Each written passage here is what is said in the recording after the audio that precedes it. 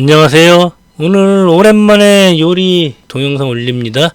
아주 간단한 오징어 덮밥을 만들도록 하겠습니다. 프라이팬에 일격류를 붓고 식용유가 달궈지는 동안에 준비해 놓은 재료를 설명해 드릴게요. 오징어와 양파, 양배추, 당근, 깻잎, 대파, 청양고추, 간장, 고춧가루, 매운 고춧가루, 다진 마늘, 설탕, 다시다, 기름이 달궈졌습니다. 이곳에다 먼저 고춧가루를 투입을 하겠습니다. 저는 항상 대충 하죠. 한 숟갈, 두 숟갈 이런 거 필요 없습니다. 좀 빨갛고 맵게 먹고 싶으면은 고춧가루 많이 넣으세요. 어느 정도 뜨거워졌는지 확인을 한 다음에 기름이 끓기 시작하죠.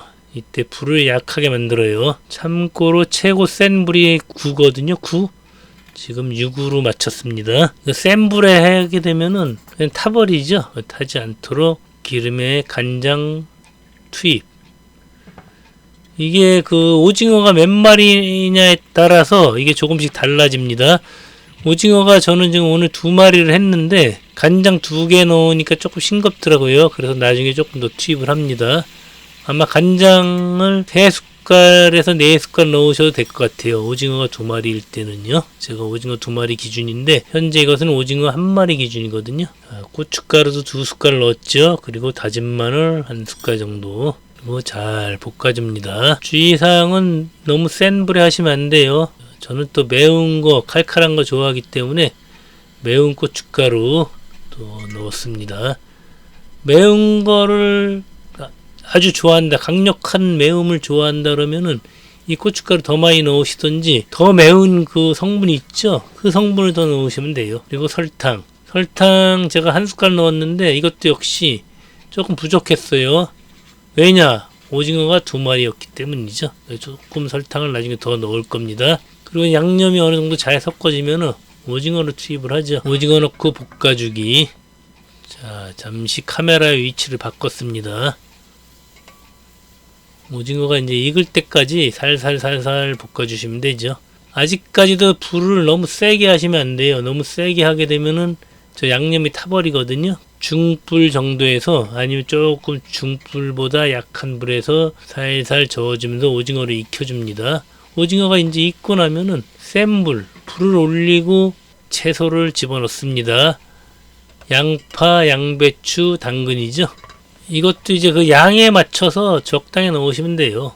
당근 하나, 양파 하나 이런 식이 아니고 내가 이제 만들고자 하는 그 양, 오징어의 양에 의해서 조정이 됩니다. 야채를 많이 좋아하시는 분은 야채를 더 많이 넣으시면 되고, 저는 이제 적당히 넣었습니다. 무엇이 들어가냐가 중요하죠.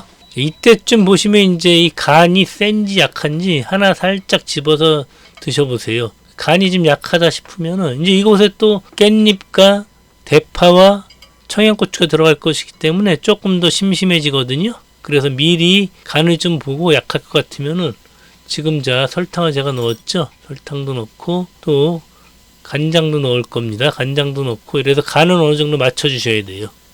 벌써 그 색깔만 봐도 맛있어 보이죠. 음식의 맛의 비결 반은 벌써 이 색깔, 컬러가 좌지우지하는 것 같아요. 컬러가 맛있으면 음식도 맛있습니다.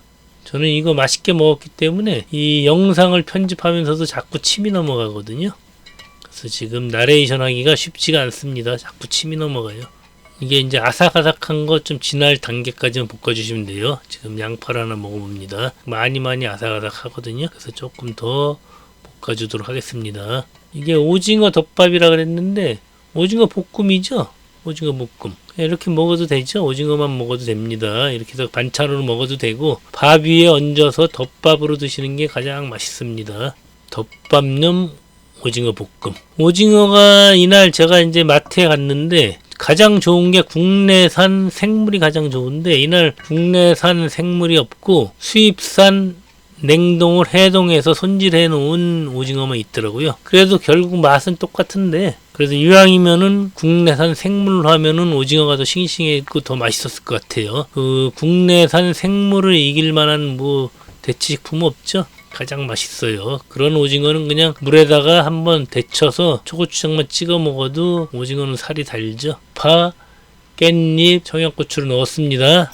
나는 청양고추 3개 넣었거든요. 매운 거 좋아하고 칼칼한 거 좋아한다 그러면은 더 많이 넣으세요. 한 5개 정도 넣어도 될 것 같아요. 자, 이 정도면 이제 거의 다 완성이 돼가고 있거든요. 이쯤에서 이제 간을 한 번 더 보시는 게 좋아요. 간을 한 번 더. 지금 왜냐면은 몇 가지 채소가 더 투입이 됐기 때문에 이것은 간이 어떨 것인가 한번 간을 한번 보세요. 이때 심심하면은 간장을 조금 더 넣어주세요. 간장이나 다시다를 조금 넣어주시면 되죠. 밥에다가 이제 덮밥으로 올려 먹을 거기 때문에 어떤 김치나 이런 것도 같이 곁들여서 드실 거 아니에요. 그렇기 때문에 약간 심심해도 상관없습니다. 심심하면 좀 많이 넣어서 드시면 되고 간단하죠, 음식이라는 거. 자, 지금 간장을 조금 더 넣고 있죠. 예, 많이 싱겁다는 얘기예요. 간장 더 넣고 설탕도 조금 더 넣었습니다. 자, 그리고 다시다도 조금 넣었죠.